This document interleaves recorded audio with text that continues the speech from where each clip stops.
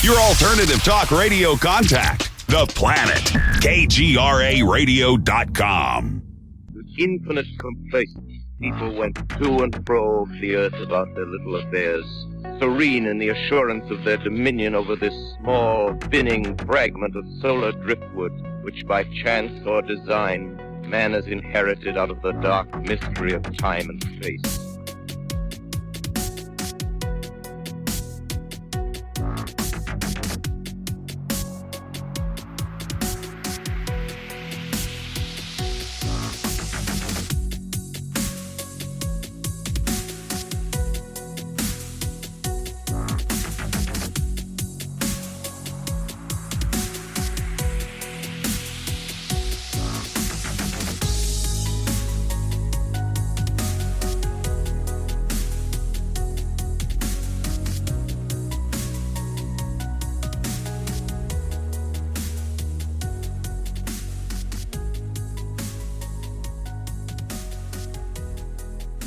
Hey there, Phrazies.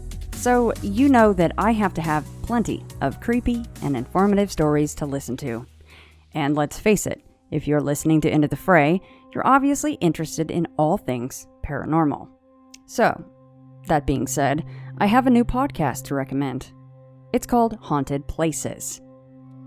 You see, every haunted place on Earth has a frightening, real backstory that tells of how a seemingly very normal place can become riddled with paranormal activity. Each episode of Haunted Places shares the creepy tales that explain how these very real places become resting grounds for restless spirits and paranormal happenings. In the style of a campfire story, the host will guide you through spooky legends, weird histories, and tales of the supernatural from people who have experienced it firsthand.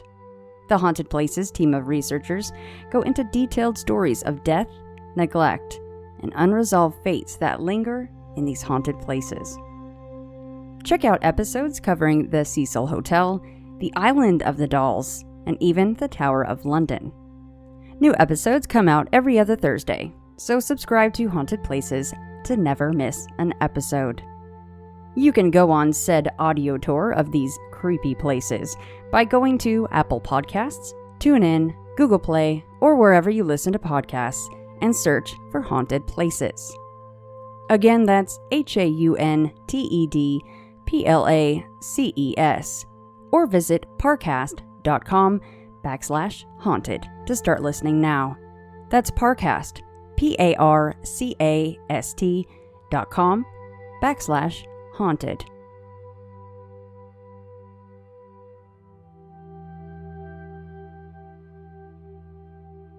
Now, before we get to this week's episode, I wanted to take some time to remember a wonderful person and a very passionate researcher.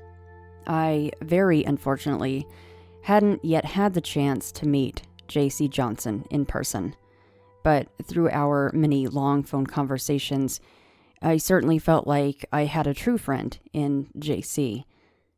His enthusiasm for research was completely infectious, as most people probably know if you've talked to him. But more than that, he was truly one of the kindest and most patient people I've ever spoken to.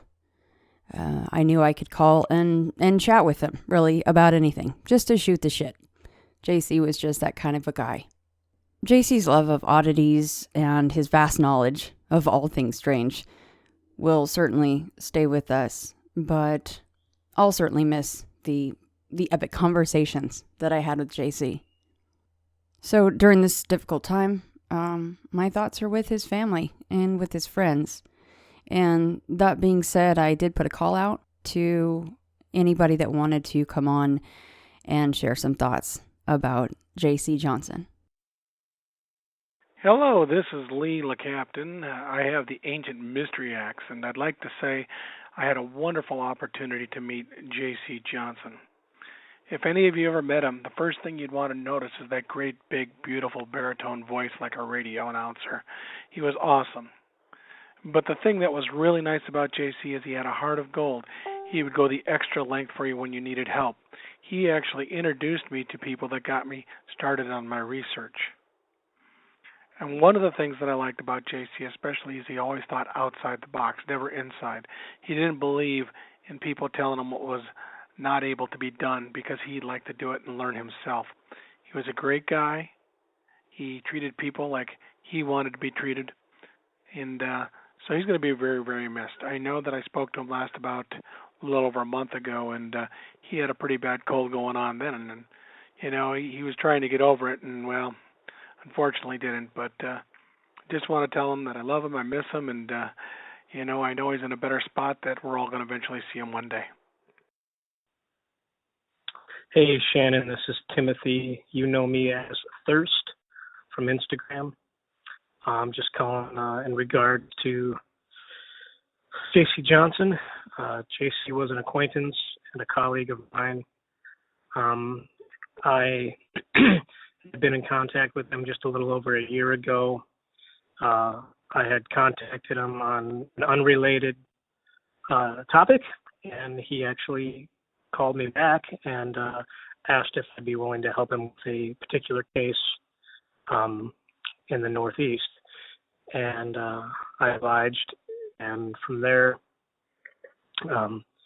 we had a rather long phone conversation. He got me in contact with another person in my area, which is Chicagoland, and we kind of worked the case together. JC was exactly what you hear and what you see is what you got. He was probably one of the most genuine individuals I've ever spoken with. He was completely sincere.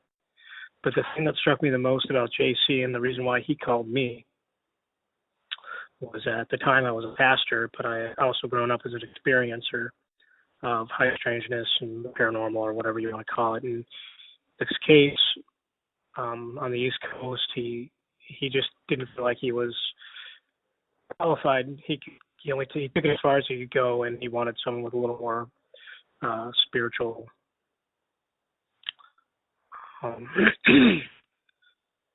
I guess expertise is the word. But he didn't want to give up on this person. That was the whole reason why he called me. He said, look, I think I've gone as far as I can go. We've tried to help this individual everywhere we can. But if there's anything more we can do, I want to do it. And that was JC. He did what he was doing for the people. If you watch his videos, he was always investigating on behalf of individuals. It wasn't just to have a cool story. It wasn't just to add something to his catalog. It was because there were people involved, and he ardently cared about the individual. And that was the thing that struck me the most about JC. He really loved people, and he was passionate about helping them in any way that he could. And if he couldn't do it, he would find the resources to do it. And that's how I got involved with JC. And we had corresponded a little bit over that year. I only really spoken with him on the phone once. It was 2 hours or more, but it was like talking to an old colleague, like an old friend. And that was JC. He was legit. He had a heart for people, and had an aptitude for the unusual. And so if anybody gets anything out of this, I just want people to know that from the brief time that I was involved with him, he was a genuine, sincere person who loved people more than himself. So God bless you, JC. Godspeed. I hope you've gotten all the answers that you've ever inquired about. Shannon, thanks again for the opportunity and having a format like this for people to call in and just leave their regards as a tribute to a man who really was just a man's man, but also had a father's heart. Blessings to you all. Bye-bye. Hi, this is Nick Redfern. I just wanted to say how sad and sorry I was to hear about JC's passing. I remember having a lot of interesting conversations with JC over the years, particularly in relation to Bigfoot and the Dogman phenomenon. I remember having a number of chats with him about some of the more alternative theories about cryptids like Bigfoot, like the Dogman, and whether or not they were physical, or were they supernatural, or were they somehow a combination of the two. And I think one of JC's main legacies was the amount of field work he did. He always seemed to be out in the field doing research and investigating things, and And as I said, it's a sad time, and he'll be sorely missed, but he also will be very well remembered as well. So I think, if we can stay on the positive side at a sad time, I think perhaps that's how JC would want it. Thanks. Bye. Hi, it's David Childress from Ancient Aliens. I'm so sorry to hear of JC passing. He was a great guy. I met him a bunch of times. We had some pretty memorable times together and talking about cryptozoology and Bigfoot and all kinds of unusual things. He was just an amazing person, and we'll miss him. This is Dr. Melba Ketchum. I just wanted to send my condolences to J.C. Johnson's family, first of all. But I know he was a man of faith, and I know that he's in a much better place now, and he has all the answers. He doesn't have to search anymore. So I'm happy for him in that way, though everybody will miss him, and we all loved him. He was a character. I knew him quite well, and he was always a very wonderful person, a warm person, and I know we'll all miss him. I want to encourage everybody to know that JC was happy in what he did and was good at it, and just know that he's better off where he is. Everybody's better off whenever they go there. So just wanted to say that, and God bless you all. Hey, Shannon, this is Summer Acosta-Jackson from Crypto Four Corners. First of all, I just want to say how much it really means to all of us that you're setting this up so we can all pay tribute to JC, as, we all loved him very much. Sorry. You have to bear with me here. So 4 years ago, almost to the day, I was watching Monsters and Mysteries at a friend's house, and I must have seen this episode that I was watching, 100 times. I mean, I could quote it word for word. And my friend stopped me, kind of paused the video, and said, "Hey, you could do what he's doing." And I'm like, "What are you talking about?" And he said, "Who?" Like, I was so confused. He said, "JC, the guy talking right here. Why don't you do that?" He's like, you really are into this stuff. You seem to know everything. I don't see why you can't be doing that as a career." I kind of laughed and shrugged him off, and I said, "Okay, well, I'll just go to college for, cryptozoology." Unfortunately, that doesn't exist. And ended up turning into somewhat of a bet, and, I kind of got my confidence boosted. I said, "You know what? I'm going to add this guy on Facebook." And so I went on Facebook, and sure enough, I found JC's page, and I sent him a friend request. And not even a minute later, my Facebook goes off, and he accepted my friend request, and my friend's looking at me like, okay, I was seriously, I meant what I said, but okay, he added you, say something to him. And I started typing him a message, and he had already posted on my Facebook saying thanks for the friendship. I mean, that just kind of shows what kind of guy he was. And so I messaged him, and 2 weeks later, I was in Farmington, New Mexico with JC, and I stayed for 4 months and worked with Crypto Four Corners, and went on lots of expeditions and met everybody. We went to our friend Jacob's place on the San Juan. It's called Majestic Fly Fishing. It's gorgeous there, but JC kept telling me, if you're going to go in the river, if you're going to kayak, make sure you tie yourself to it. And I'm just like, whatever. Well, another Summer Summer Schmidt, actually, she's a badass, so she goes and nails it, goes across, no biggie. I'm like, oh, I got this. Well, little to say, I ended up going swimming. They had to rescue me. They had to come across with waders and get me out. But that's just one of the many, many memories that I have spending time with him. And one thing about him is he never asked for anything. And he treated everybody with such kindness. I can't express how sweet he was. And he'll be missed. I'm sorry, but we love you. Hi, this is Linda Godfrey, and thank you so much for giving us the opportunity to share our feelings about JC.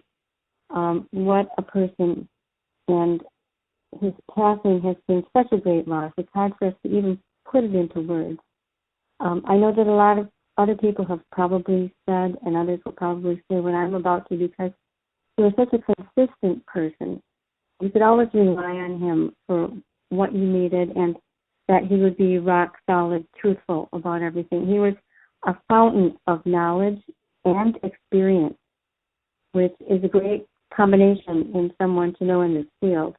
He's always willing to share the things he knew and had learned, and to sit and listen when you had a problem. He was a great mentor to me in that way. Just a one-of-a-kind person, and he is and will continue to be so very missed in this field, and just by his family and anyone who knew him. We were blessed to know him in this lifetime. I'm glad and proud to have been his friend, and I just wish my very best and deepest condolences to all of those who were close to him and are just missing this wonderful person. Thanks so much. 10 years after, missing alone, the wilderness whispers, from four corners a moan. It wasn't a problem for you to admire the world in front of us or the veil that conspires. Creatures abound with a mysterious lore, stories you shared with your feet on the ground.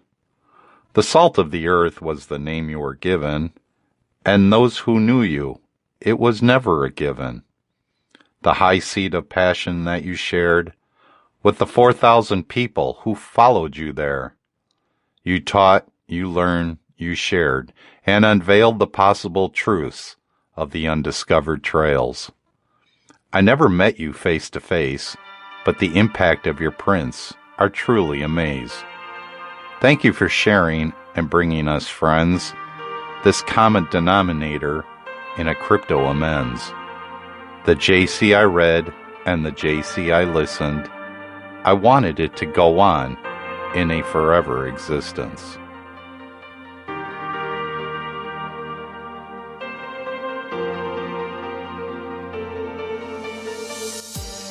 Welcome to another episode of Into the Fray, leering at you from the woodline. Visit the mothership at intothefrayradio.com. There you can find all the episodes, the blog posts, ITF gear, and sign up for the free guest newsletter.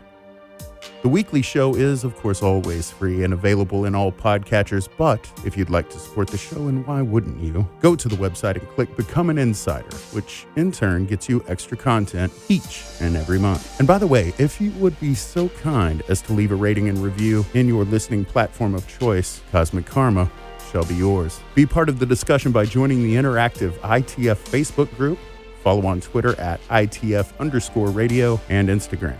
If you have an experience that you'd like to share, email Shannon at intothefrayradio.com or call the hotline anytime at 844-866-3366.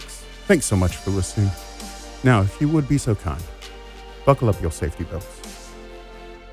Put that tray table in the upright position. Liftoff is upon us. Well, it's good to finally talk to you. Yes, I'm very glad. Thank you for having me again. Absolutely. I went to Amazon and I checked out the cover of your book, which I will be getting, by the way. And you know that usually I already have read the books before I talk to somebody, but we're doing this a little differently. But who did the cover art for that? I really enjoy that cover art that's on your book. Yes, it's a friend of mine. Her company is called Dust Jacket Author Designs, I believe. You can just look up the Dust Jacket on Facebook, or you can probably find it through my pages too. And she did that for me. She's done that cover, and then the cover for my first science fiction novel that I put out last year. And she's amazing. So I'm not a visual artist, so I'm very glad to have people helping me out with these things that I can't do. So. Well, I didn't even know that you had written a book previous to the one that we're going to talk about. That's incredible. What's the name of that one called? It's called Custom Chaos. It's a science fiction. It's I I grew up watching the Saturday morning cartoons based on the comic books from Marvel, and I really liked the X-Men, a lot. And so my cousin and I came up with an idea for just the start of the story, and so we tried writing it when we were kids, and I wrote over the years, and then I finally decided to kind of restart it, and that is the book that came out of that, starting over again. And it's all about people with powers, and it's set in the far future, and it was a lot of fun to write, and I have plans for at least 6 more books in a series, hopefully. Wow. So I have a few rough drafts done for those. Congratulations. Oh, thank you. Well, I'll make sure to link that as well. Well, let me do a proper intro for you, and then we can get into this. So on this edition of Into the Fray, I have James Salsido, and he is the author of the book The Darkness Rises, Real-Life Accounts of the Supernatural. And this isn't just you collecting other stories. You also have some of your own, which we will be discussing. And I saw that there were some other contributors to the book, and I'm assuming that's them contributing some of their own stories to add into it? Yes. Yeah, it's a collection of stories from other writers that I know through Facebook. And then we have plans to do a sequel this year, later on this year, put it out in October again. And so we have at least one more sequel coming out, and I hope to do a third one after that. Wow. You're a busy guy. Well, I try to keep busy. I'm at home a lot, so I like to be writing and researching and looking into all this stuff. Yeah, good for you, James. Well, yeah, once I get the book, I'll have to maybe bug some of the other contributors and see if they want to come on, and even if it's just for a quick little segment about, things that they've come across and why they're kind of into this sort of thing. I think most of us, it's because we've experienced something, and we're it's a forced kind of a obsession, right? Oh, yes. Yeah, that's what got me into it. Yeah. Well, why don't we start there, if you don't mind, just kind of how you got into all this weird stuff that we all love so much. Well, I started when I was about 12 years old, actually with the same cousin that helped me come up with our science fiction book that I just put out last year. I was 12 and he was only about 8 years old, and his family moved into a new house in the town where we live. We lived in, well, he lives in California now, but we lived in Michigan. I live in Michigan. And so it was this new house, and it seemed really huge to us. We decided to camp out in the basement on my first visit to the house on the weekend. I used to go over there on the weekends a lot to visit him. And that's when it started, and we had no idea about any idea about ghosts or what they were or what they were supposed to be or any of that. We just we had a sighting, and it was pretty scary at the time. And of course, we thought it was evil, but all these years later, I can't say that for sure now because we were kids. So easy to scare a kid, I guess. So no, that's true. So this sighting, can you describe it at all? What happened to you guys? And that was in that home. Yes, yeah, it was actually in the basement, and it was the basement was it was one large room with one little section off to the side, almost like an L shape, but it was the room was the larger part of it, and it had the lights in the room were not hooked up to a switch on the wall. They were all individual lights that had either ropes or chains hanging down from them. Mm-hmm. And so we just had one light on by the stairs and then one light on over us. And the rest of the basement was pretty much dark, and especially that back corner where all the plumbing and the electricity and all that stuff were, and the washer and dryer. And we had my cousin had set up a couch. Well, she'd set a couch bed for us to sleep on that night, and we just lay there and talked about how they moved into the house. And I really don't remember much now about what we talked about, because it was I'm 36 now, so that was 24 years ago actually. Yeah. But we just talked, and it was exciting to be in a new house and everything. And we happened to look back into the far corner of the basement, and there were the family had clotheslines hanging up across some of the rafters, and there was one that was kind of hiding the back corner of the basement, and there was a sheet on it. That's what was hiding it. And we looked back in that direction, and we both saw just looked like the head of an elderly woman above the sheet, the top of the sheet of the clothesline. And this thing was near the ceiling, so I don't know how that could have been possible. And we also didn't see anything on the bottom, on the floor, beneath the clothesline. So that was interesting. What was also strange about it at the time, but now I kind of have ideas about it, is that with the distance between us and whatever this was, which was across the room, I'm not sure. I'm not very good with measurements and all that because of my vision and things, but it was clear across the room. I shouldn't have been able to have seen anything except for a shape or like a bright blur.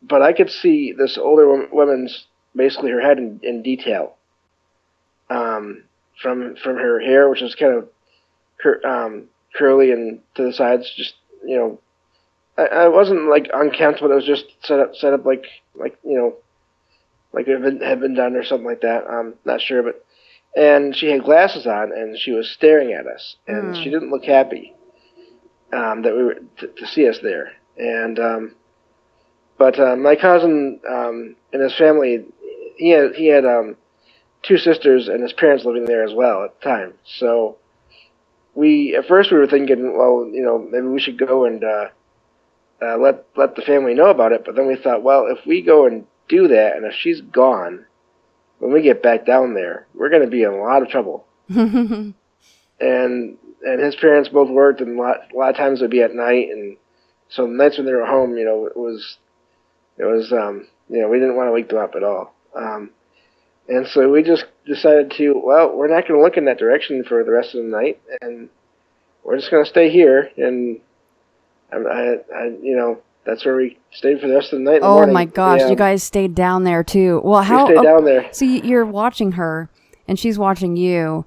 So, I mean, you guys looked away, and you really didn't, like, after an hour, glance over there. I mean, did you know for a fact that she was or was not there? I don't remember looking back. If we did, I mean, I don't remember very much. She must have been there. I mean, right. If we didn't look, if we didn't look back and keep looking back there for the rest of the night. But what was funny about that is, because we were not looking in that direction, we saw something else that was strange that night. The same night, we actually had 2 sightings in one night, 2 different things. We both saw a cat just lying on the floor, and it was looking at us. And it was a black cat, and it had like red or orange eyes. And at first we didn't think anything about it being strange. We thought maybe it had gotten in somehow. We were thinking just a regular living cat somehow, because the family had just moved in literally. And that's what we thought at the time, trying to rationalize it. And so my cousin thought we should go and check it out and see, where it was and how it got in and all that. And so we got out of the bed, still not looking towards that back corner. But we looked out away from the cat for a minute as we were getting out of the bed, just because we had to, because it was a big couch bed, when we were little kids. And when we looked back where the cat had been, it was not there anymore. And there was just a little basket with some envelopes or little odds and ends in there. But the cat was gone, and I never heard anything of it moving. I never heard any movement. And my ears are really sensitive to sound because of my vision. I've always, had really decent hearing, and especially when I'm listening, I would have heard something moving across it was a cement floor as well. So I would have heard something moving, especially with all the things that were on the floor, just from the move and everything. And so we got back into the bed, because by then we were really freaked out. And I remember the rest of the night we just focused on each other. We didn't look anywhere else in that room the rest of the night. Yeah, I can understand that. Eventually we fell asleep. In the morning we woke up and light was coming in. Sunlight was coming in through the windows that were near the top of the ceiling of the room, and everything felt okay, and everything weird was gone as far as that night. We had a lot of other sightings and things in that house later on over the years. But that was the first night. And James, maybe I should just ask this now because I know people will wonder, and I don't mean for it to be an insensitive question at all. Sure. But you're legally blind. Were you born like that, or did you have more vision when you were younger? Oh well, yeah, it's no problem at all. I was born legally blind, but over the last 6 or 7 years or so, my vision has been changing to the point where my eyes get tired out really easily. Mm-hmm. And it's been getting slowly worse and worse, and so. But yeah, I've always been legally blind, and so I've always had, like I said, sensitive ears because of that, and learned a lot of things about just getting through life, and best as I could. So. No, I can only imagine. So what does that mean for you as far as? I mean, to paint a picture for somebody that has full sight must be really difficult. But, I mean, as far as being able to see such things, how would you describe it? Like, oh, well, I can see something across the room pretty well, but past that. Or, I mean, how would you describe how well you can see? Or at least then when you were having these experiences? Right. Well, the further away things are from my eyes, the more blurry they are. The less detail I can see as a rule. So, like I said, there literally shouldn't have been any way for me to have seen what I saw that night. I can see shapes better than I can see details. I can see people that are around me, but I can't always see like facial features very well. Mm-hmm. Or I can't see colors very well. Like I can't tell differences between colors and things. But I can see general shapes and I can tell like a dark color between apart from a light color, that kind of thing. Right. But yeah, it's I'm basically extremely short-sighted, basically distance-wise. Well, no, So, yeah. Thanks for clearing that up. No problem. I was just wondering for myself, and I know some of my listeners would be wondering as well. Yeah, no problem. But I know that in a lot of cases, your other senses can be heightened, so that can be a huge plus for things like that, especially for the whole cat situation, like you were saying. You're like, well, if it was a real cat and would have scampered off, I should have heard it. Now, the old woman and the cat. Now I know they had just moved in and you're having the sleepover, but did you guys experience those particular things again? That's the funny thing. We did see cat, the cat, we believe, at least a couple of times over the years. But it was always just kind of fleeting. One time we saw it and it was up on a shelf that was near the top of the corner of a room, a bedroom, and there was nothing near the shelf, so I don't know how it would have got up there if it was a regular living cat. Right. But what's funny about the older woman, we never saw her there again. We saw something else in the house that was actually even scarier than her. But we never saw her again. But then it's hard to say now because there are stories of spirits changing their shapes and things. So. Right. It's hard to say if we saw the same spirit in a few different ways, or if it was all different spirits. Well, do you mind telling the story of the scarier thing that you saw? Yeah, we saw it a couple times. The first time we saw it, we were on sleeping in the front room of the house on the ground floor, and we had just had blankets on the carpet and pillows and stuff, and my cousin's room wasn't really huge, so we kind of would camp out at different places in the house. More fun that way, anyway, right? That too, yeah. Yeah. So, and but we were it was late at night, and I think the only other person in the house was one of his older sisters at the time, I believe, because there was no one else, moving around in the house at all. But we were laying on the floor in this room, and it's kind of like a living room, but it was right in the front of the house, and from there you can kind of see out into the front yard, and there's some streetlights, and so it wasn't totally pitch black in there. And we could also see to the right of us was the big arch that led to the entranceway of the house, and also the staircase that led upstairs. And we both looked that way because we saw a light coming down the stairs. And it came down, and as it came down, we saw it wasn't just a light. It was a white light, and kind of misty. But inside the light, there was like a giant cat's claw. And I don't know what that means or how that went, but it was just a floating, like I said, it's just a claw almost. And it just came down, and it passed actually right by our feet in the room we were sleeping in, and right past my side and all the way around us. And it went into the dining room behind the front room where we were at. And I actually kind of got up after it passed out of the room, and I saw it go through the dining room table and chairs. And it passed through all of that, and then it passed out of the back wall of the house and onto the backyard. And what was interesting about that was that the house was raised at least probably about half a story, or at least a few feet from the ground. So it wasn't like it was going from the house to ground level. It would have been hovering in the air a ways. But it went right by us and it didn't do anything. And then it just left. And I only saw it one more time after that. But it was probably the strangest time I had. I ever had happen because of what I saw with it. Another weekend I was there, and this was all when I was about 12 or 13 years old, 14 years old. And another weekend we were actually in my cousin's room for once, and he had already fallen asleep. And I've always been more of a night owl myself, even before my vision started changing.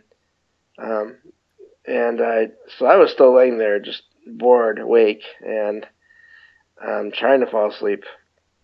And the bedroom door was closed, but the same white light kind of came through it, out like into the bedroom, and it was that same thing again.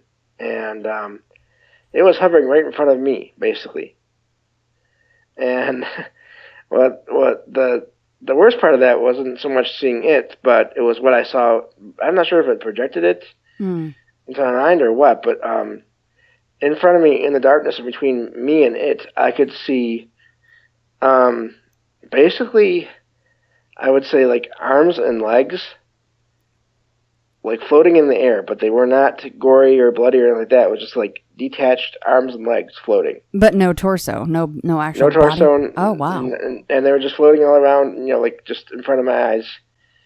And I don't know how it worked because I was laying on the floor, so the angle was kind of, I don't know how it managed to do that, but right. And I was frozen because I didn't want to move anywhere, and I didn't know if I would like bump into the things that were in front of me or what. So I eventually, as is the case with a lot of these stories, I fell asleep.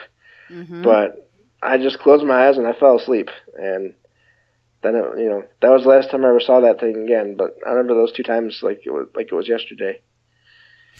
That is so interesting. So you see a completely, just a head, so a disembodied head, and then you just see arms and legs upstairs, right? Like, yeah. It's just like little pieces of, not that I'm automatically tying those things into the same person or entity, but that's kind of interesting. That house, it was my aunt and uncle's house for a while. That house, there was so much activity in that house that my cousin and I experienced over the years, and the rest of it was mainly more sounds than any more sightings after that. Kind of as we got older, we would just hear. We'd be on the second floor, and we would hear doors opening and closing on the ground floor, and we'd think, one of his parents was back, and so we'd go downstairs, and there'd be no one there, and I never heard a car pull in the driveway or anything like that. So That didn't make sense either. But all the doors were the same. They were not moved at all. But we would just hear that sound. Was this an older house, James? I don't really know how old it was. It couldn't have been too old. It was, this was in the 90s, but it was, I think, I don't think it was too old, actually. Because it seemed pretty new when we were there in the 90s. Yeah, that timeless question, like the history of the house, the history of the land, which who knows what I wish we were... But... Yeah, that's the thing, too, is by the time, I actually got interested in this stuff, that was years later. Right. And there's no way to really investigate or, to check out the history and all that. And I only had one other major thing that happened there when we were kids. And then beyond that, like I said, the rest of it was just the sounds. Actually, this was a sound as well. I guess we can focus on this house mainly for this time, and maybe some other time I can talk to you again and tell you more about other places. Absolutely. But we were sitting in that same front room where we had seen that white light the first time with the claw in it, and it was in the middle of the daytime, and we were sorting out. I forgot what kind of sports cards for someone in the family. We were sorting them out into boxes and just arranging them and stuff, and looking through them and middle of the day, and we heard this single tap on the underside of the floor in that room. Ugh. And it was under the couch behind us. And at first we thought, well, could be electric or plumbing or whatever. One tap or two taps, a little bit here and there, especially in the daytime. It wasn't really that scary for that first tap. And a few minutes later, we heard another tap. After we had already dismissed the first one, and it was a little bit closer towards the center of the room. So it had moved somehow. And we were a little bit scared, but we were also there ourselves at the time for a little while that day. And it was the house. Where were we going to go? Right. We were kids, So we just tried to ignore it and keep on talking and doing what we were doing. And and tapped again, and each time it would tap, it was a little bit sooner, a little bit less space of time in between the taps, and it was a little bit closer to the center of the room. And finally, it got to the center of the room, and it wasn't a tap, it was like a bang almost. And we felt the floor, move a little bit, and vibrate a little bit. And so we actually went outside and sat on the front porch until my uncle and his dad got home. Yeah. Because we didn't know what else to do. We couldn't leave. I mean, so that was really the last big event. Doesn't it kind of make your mind wander, though, when you go back? And isn't it also, as a side note, before I finish my original point, sorry, I get sidetracked really easily. Oh, no problem. Isn't it incredible that I think I was 12 or 13 when I had my experience? It's incredible, though, how resilient you are when you're that age. I think our minds just process things differently. But if I saw that today, even though I'm constantly whining about, I don't have anything happen to me, but you know what? Could I really deal with it that well? I don't know. I don't know if I could. Yeah, I've had little things here and there happen throughout the rest of my life at different places. So, but then the weird thing about the house is, the last thing I would kind of tell you about the house is I had dreams years later about that house, and I'm pretty sure they were a little more than just dreams. I think I might have been traveling there, out of body astral projection kind of thing. Yes. And the reason I say this is the furniture in the house was different from my family's. Oh, interesting. And there was one time where one of these dreams, it was even, in the dream, it was in the middle of the day, which it actually was at the time I was sleeping. Sometimes I get my days and nights mixed up, and this particular day, it was in the middle of the day when I had this dream of the house. And again, all the furniture was different, and it was actually different furniture from dream to dream in the years in between the dreams. So I almost would love to find out, how many owners have been there since my family got, moved out of there in the early 2000s, I believe. Yeah, it would be really cool to see the photo albums and maybe see if the furniture matched up. Yeah. I find And- that fascinating about astral projection. I it's wonder how much your lack of having that full sight enables you to do that much easier maybe than most people. It could be because I have actually visited other places in my dreams. And some of them I visited before. I visited them in the dream before I ever went there in person. And they matched up. They did. And it wasn't like I could pick out details, but just the overall. Mm-hmm. I mean, I could still tell that I was in the place where I'd been, in the dream, sometimes years earlier. So, yeah, it doesn't happen all the time, but and it seemed to happen a little bit more as I was younger, which I know is the case with a lot of this kind of stuff sometimes. But yeah, I definitely I traveled. I had this dream once about a kind of like a recreation room with a bunch of like benches and tables and TV in the one end, and then on the back wall there was this kind of like an arrowhead shaped color designs, different colors, and they were all arrow shaped. And I was just in this dream. I was floating around the room, and it was at night, and the room was almost totally dark. There were a few lights here and there, but not very many. I think probably just emergency lights, or just for safety or whatever. But and so I had this dream of that, and then years later, I went to a training center for the blind in Kalamazoo, Michigan. And we went on this trip to another college. It was a college for like different arts and I guess it was like I forget what you call it now, but just a different college that specialized in different trades and professions and things. Mm-hmm. And we were I was there with two other people and then this representative from the training center I was at, and we were walking through this building taking a tour of it. And I don't even know what part of the state this building was in, because I was staying in Kalamazoo, but it was a good hour or so, probably I think maybe an hour and a half from the center where I was staying at to this place. And we were taking a tour, and it was middle of daytime, and people were coming and going, and we get to this room, and it is the same room. The arrow shapes on the wall, the benches, the TV, I mean, everything was the same. But it was just daytime. It was not nighttime like I had been in the dream. And it was the strangest thing because I knew right away. And it was almost like a feeling too, even more than just looking around at it. It was like a familiarity that I shouldn't have really had. Do you think that was somehow a way of telling you that you were doing the right thing? I mean, I know it's before and after kind of a situation, but maybe it's a reach. I don't know. Yeah, I don't really know.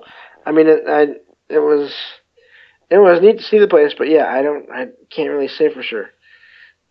Did you were you able to kind of tamp down your shock, or did other people go, "James, are you okay?" Apparently, I didn't show much outwardly, so that was a good thing because I was a little bit of humor here. Two of the people that I was with were actually either legally or totally blind, so. Unless I made a sound, they wouldn't have really known. So, yeah, that's kind of funny now I think about it. But, apparently I didn't do much, but at least in outward appearance. But I was pretty surprised. But then also in a way, that wasn't my first time of that happening either. So, it wasn't, I guess, as big of a shock as it would have been. Right. It would have been one time. So, and it's if you hear any noises in the background, I have my heater is really loud, and I have a cat that is. Oh, that's okay. No, it's not bad running at all. Around and playing and. Yeah, the cat can play. I know I'm waiting for my dogs they start to wrestle, and I have the door closed in the office, but if they really get like romping around, it gets a little crazy out there, and I mute out and I holler at them, but. They're doing okay so far. No, everything sounds great. Thank you so much. Yeah, no problem. Yeah, I just wonder how much that stuff is tied in, as a comfort maybe, or just I don't know. I mean, you know, sometimes I just go, what does it mean? Like, why did you have that vision before you got there? Was there a purpose for it? Yeah, I don't know, because I mean, I never. It was neat to see the place, but I didn't really have any plans to go there and like that. You know, I mean, Right. I had literally no family that I know of in that part of the state, so there's no way I could have ever have gone there in person before that day. Wow. So yeah. I mean, how much down to the, was it like down to the every detail, or just the broad strokes were strange enough? Again, I don't know about the details, but just the designs on the wall were the same, and you know. That would freak me out. It really would. Yeah. I've had small cases of a deja vu, but it's not, you know, it's nothing I could place. It, like you're saying, hey, I just was dreaming about this, and now here I am. That is really cool. Yeah. Well, yeah. No, I don't know, but I've gone to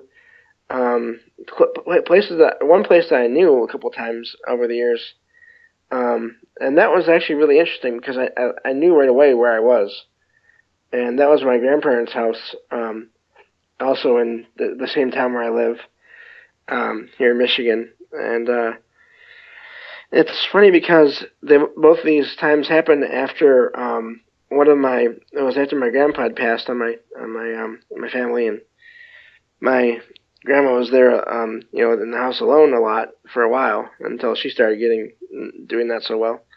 And I wonder about those times. I'm almost feel like maybe I was going to check on her for some reason somehow, and that's why I was able to go when I did. But I even after, now that the house is actually not in the family anymore, I've actually gone back there once since then too, and I found out years ago that for a time my parents and I actually lived in that same house with my grandparents for a while when I was a baby. So oh my gosh, it was actually home for me for a while. And I mean, I would go there. Our family was, you know, on that side was very close, and a lot of us would go there whenever we could. So it was very, you know, very important place to me, and I knew the place, you know, really well. But it was really weird the last time I went and this was just earlier this year. The house was the same, but again, the furniture was different, and I felt like I was a stranger there because I knew that the place had been sold and people were, you know, different people were living there. But I didn't run into anybody, which is I'm actually kind of happy about that because I wouldn't want to scare anybody. But you know, I felt like a stranger, and the bedroom door actually was closed, and now I wonder if the people that were living there were actually in that bedroom at the time. I was just somehow wandering around the house, you know, after the fact. So, yeah, it's interesting. So, I mean, have you confirmed with anyone that in fact you did live there when you were a baby? Yes, yeah, I've heard that from my grandparents and my dad and my that's cool. So yeah. So you just said the phrase, you wouldn't want to scare anyone. So you feel like when you're projecting or having this out-of-body experience, whatever labels that you want to put on it, that you're still kind of nervous that they can see you somehow? And that's the thing, I don't know. And so that's why I would never want to, you know, I would never, like I said, I don't know. I don't know. And if something did happen, I wouldn't, you know, I don't know how much control I'd have over it because it's not like I've been able to go to all these places, you know, consciously. It just happened from time to time. The first time I went there, and when my grandma was still alive there, I found myself in the dining room, which was right next to the living room, and the dining room light was off, but I could see into the living room, and it was at night. But my grandma was sitting at her in the living room at her coffee table playing solitaire, and I saw her, and it was vivid and everything. And at first I was like, you know, I wanted to say hi, but then I thought, wait, what do I look like? What am I going to sound like? You know, I didn't know. And so I just stayed there until eventually everything kind of faded to black again, I fell asleep back into regular sleep, I guess you could call it, and that was it for that night. So, and do you always remember when you do this astral projecting? Do you always remember it in the morning, or I guess of course that's a bad question because if you don't know, you don't know, right? Yeah. And again, I think you kind of answered it right there. I don't know for sure. Yeah. I mean, it's hard to say. So. I mean, what if you tried to cultivate it more? What if you practiced it while you were still awake? Have you ever tried that?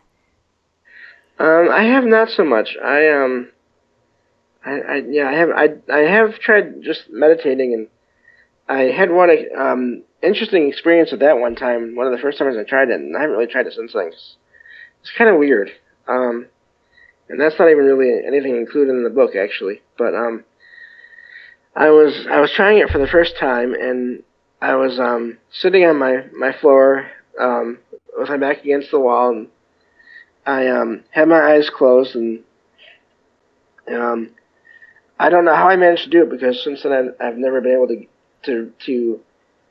I guess you call it go into a trance like I did that one day. Mm-hmm. Because my ears are so sensitive. I hear all the sounds from my heater, my refrigerator, put it this way: when I lay down at night to go to bed, and I put my head on my pillow, I can hear the pillow beneath me being pressed down and moving beneath, shifting beneath my head. Right. Wow.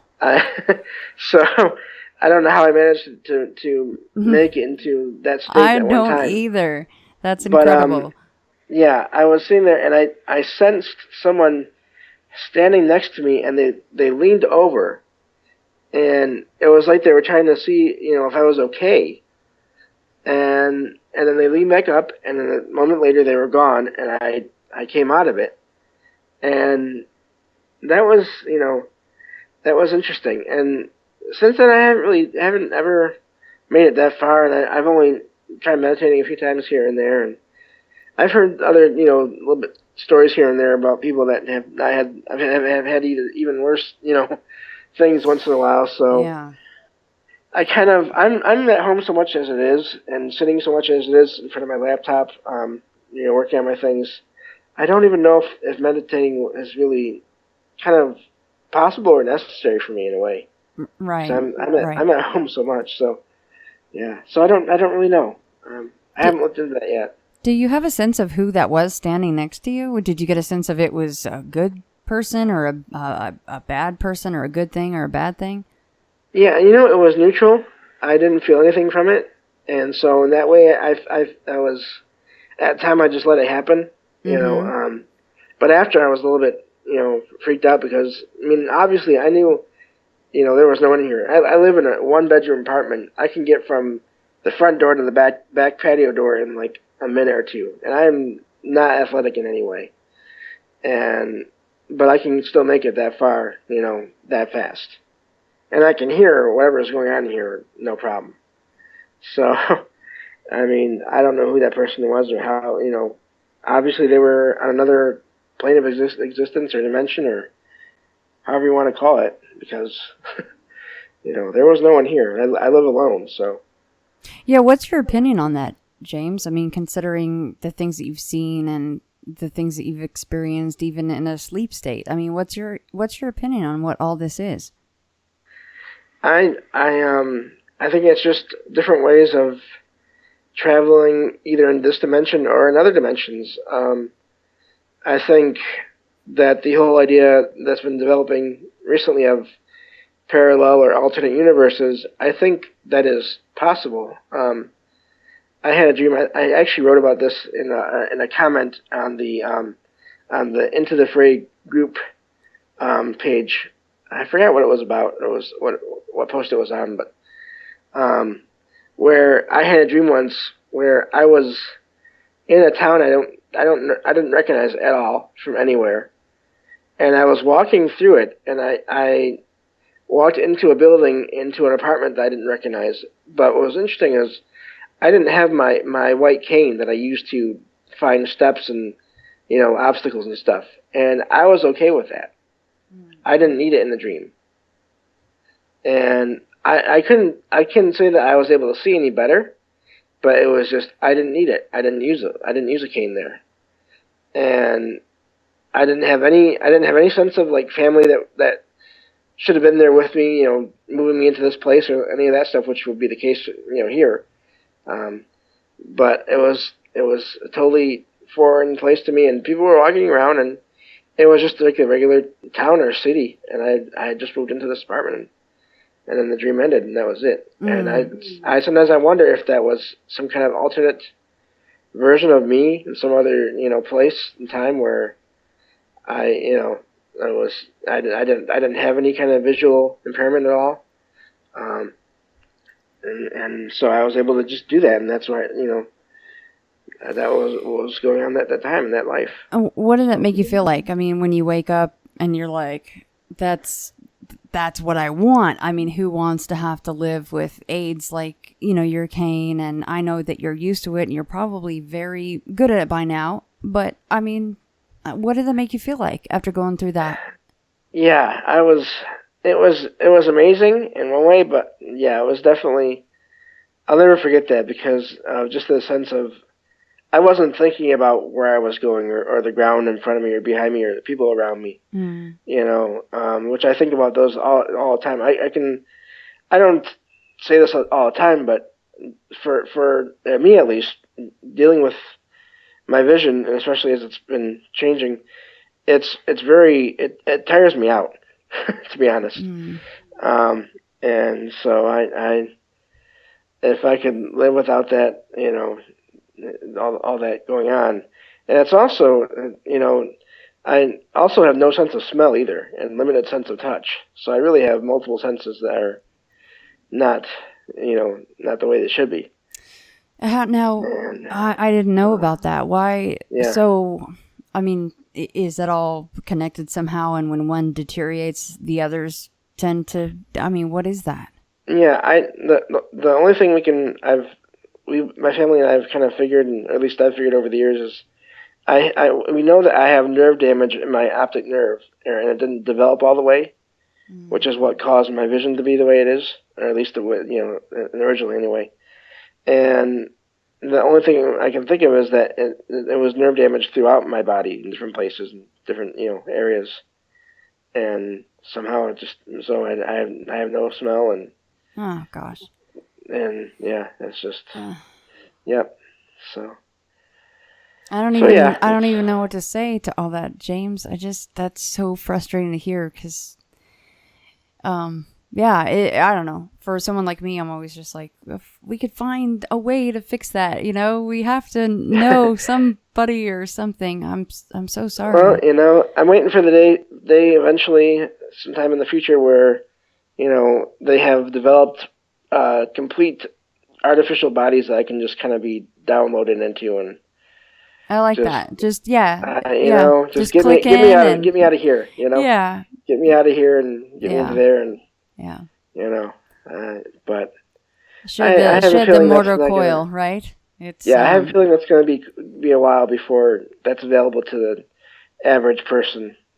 So, but it'd be nice. You know what? That's an interesting subject, though. It's probably a whole nother show. Is that they probably do have things like that out there right now. Right? I'm a big believer in a lot of the governments and major companies and having a lot more than they are willing to tell everybody else and share with everybody else. I mean, I don't have any proof or ways of knowing that, but just based on things you hear and see in the news, and I mean and especially if you take any of the stories that you hear and on shows like yours or or in books or TV shows or whatever, any of that stuff seriously. There's all kinds of stories about, people stumbling onto things that they shouldn't have. And so, yeah, I was listening to an episode of your show earlier today. It was an unfounded call with that sheriff's deputy. Yeah. And his story. And oh my gosh, I didn't even get all the way through it, but oh my gosh. That's a good one. Yeah. That's one of my favorites for sure. It was a shock to me because I hadn't actually heard any of it prior to. So all the shock that you hear is legitimate. I was like, wait, I was trying to process everything, and I was like, there's so much here. I mean, I've heard a couple of other stories from police over the years, but that one so far is the strangest one, I think. Yeah, but, it covers a lot of different subjects. So what I was gonna ask you was, I mean, if somebody came to you tomorrow and said, James, we have this incredible technology, and you could do all the things that you want to do, and all of these things that have, you feel are holding you back in this body will be completely gone. Would you go forward with that? Yeah, probably would. I mean, whatever happens, at least it'd be something different, Yeah. I again, like I said, I try to stay positive, but a lot of dealing with all these things it makes it feel like I'm kind of stuck in one place in a lot of ways, and just kind of in the same pattern, doing the same things kind of day to day, and I can't, travel a whole lot, and I'm, living on a fixed income, and so, I mean, oh my gosh, if I can go and check out a lot, places that are supposedly haunted and things, I'd be all over the country at the very least, See, but what's so cool is, and I knew about you being legally blind before we got on the call. You told me that in your first email, and then I didn't realize about the astral projection and the out-of-body experiences until very recently. But I had it on my list to talk about. I'm thinking, that's kind of, it seems like your brain is compensating for the fact that you for right now, at least, you can't physically go to these places. So your brain is going, you know what? Screw this. We're going to go. We're going to go here. We're going to travel a little bit. And I think that's a really cool aspect of it. So it's a nice positive thing. Yeah. Oh, yeah. Yeah. It's, I definitely feel like my mind is most of me. It is what I use. It's what being a writer and then doing the weekly articles I do on different haunted places and, just researching things as much as I can. I definitely, everything for me, everything I like to do and I enjoy involves, my mind. And so, yeah, I can see that. Well, where is you write weekly for the website Haunted Places? Oh, no, I have my own, it's my own page. Oh, right. I'm sorry. You linked that. I'm sorry. I didn't write that down for show notes. No, it's okay. Yeah. Before we go, I'll make sure that you mention everything. But we, of course, need to come back for a second round because we didn't talk about your apartment and, of course, the haunted laundry room. So we need to touch base about that, right? Yeah, whenever you want to, because that is a whole nother thing. All the stories about that. That would be incredible. Hey, can I, you mentioned that you do signed copies of your book. Can you do that through Amazon, or should I just, talk to you off air about that? I'll have to get your address off here. I don't have a way to Amazon to get the signed ones to you. Which is funny. They should fix that. That would be a great little option for Amazon. Just throwing that out there. Amazon, hint, hint. If authors are willing to do that kind of thing, it'd be nice to have that upcharge for them to just send it out from their home. That would be a really good thing. If there is a way, I'm not aware of it. So I don't think that there is, though. I've never heard of such a thing, but I just think that would be great if they did that because, what if someone bought a book, from their favorite author like Stephen King or whoever else, and they're like, hey, I'll pay however much more for a signed copy.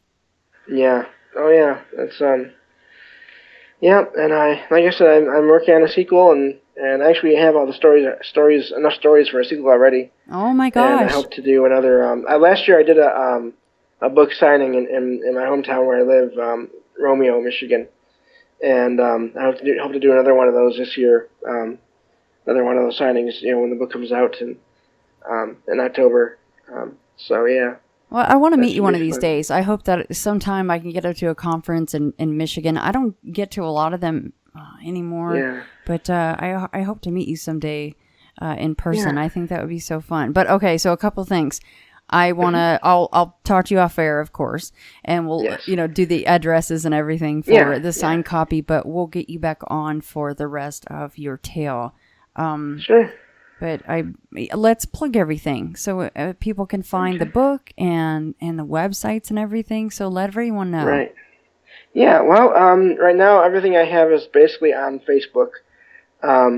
You can look up my name, James Salsido, and then if you look up the title of the book is also kind of the title of my page in my group, The Darkness Rises, Real Life Accounts of the Supernatural. If you type that into Facebook in the search bar there, you should be able to find the group and the page that way as well. So, and I on the group on the page I post. That's where I post my weekly articles about different places, and then on the group the group I just started, so it's still not quite as active as I'd like to have it be, but hopefully some of the listeners can join up and change that. So yes, that'd be good. So yeah, just look for The Darkness Rises, and then my name attached to it, James Salsido, and then you should be able to find it from there. But my last name is spelled as fairly unique overall. So yeah, it's Salsido, and yes, of course it's under the same name and title on Amazon as well. I'll make sure to link everything, and don't worry, the group will pick up. It takes a while. Even it's funny, even when there's 500 or more people in there, you're like, I can hear the crickets. What's going on? It takes a little bit before it gets going, but it certainly will. Yeah. Well, thank you again for having me on. I just wanted to say real quick, originally to all you listeners out there, I just emailed Shannon about a question just to see if I could share some links, and before I knew it, she offered me a chance to be on the show. So, that's amazing, and I want to thank you, Shannon, for doing that. Of course. So. Yeah, I mean, I was clicking on some of the links, and I'm like, oh, well, there's some really interesting little tidbits in here. So how could I pass it up? And then I'm so embarrassed that I just now went to the Amazon page tonight before we recorded, and I'm like, oh, that cover is so cool. I love that. Kind of like the Hat Man kind of thing going on, really dark. So yeah. Well, I have, like I said, I have the dust jacket, author designs, and also Foundation Formatting, which is the company that did the formatting of all the text and everything within the book. To thank for all those things, and the contributors and all them as well, and friends and family because just like movies, books are not made by one person. Yes. My gosh, yes. A huge nod to that statement right there. Well, James, thank you so much for coming on, and I'll get you on again soon, and we need to finish the rest of your story. No problem, anytime. Well, I'm so-and-so. I was given this name by my parents. I've been to such and such a college. I've done these things in my profession. I produce a little biography. Buddha says, forget it. That's not true. That's some story. That's all gone. That's all past. I want to see the real you are now. Well, nobody knows who that is. Because we don't know ourselves except through listening to our echoes and consulting our memories. But then there's a real you, and that again leads us back to this question. Who are you? That is the real you. We shall see how they play with this exam by the koans to get you to come out of your shell and find out who you really are.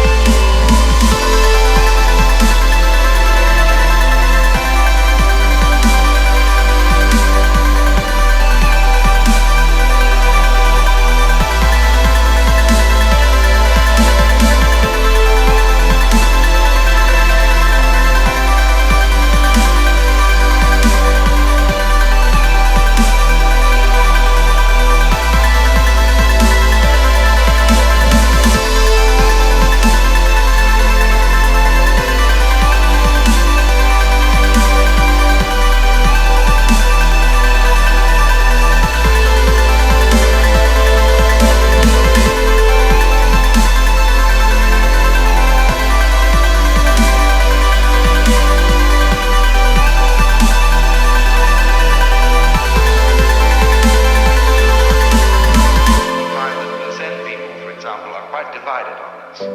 They will say, no, we don't believe literally in reincarnation. That after your funeral, you will suddenly become somebody different, living somewhere else. They will say reincarnation means this, that if you sitting here now are really convinced that you're the same person who walked in the door half an hour ago, you're being reincarnated. If you are liberated, you will understand that you're not. The past doesn't exist. The future doesn't exist. There is only the present. That's the only real you that there is. The Zen master Dogen put it in this way. He said, spring does not become summer. First there is summer, and then there is spring.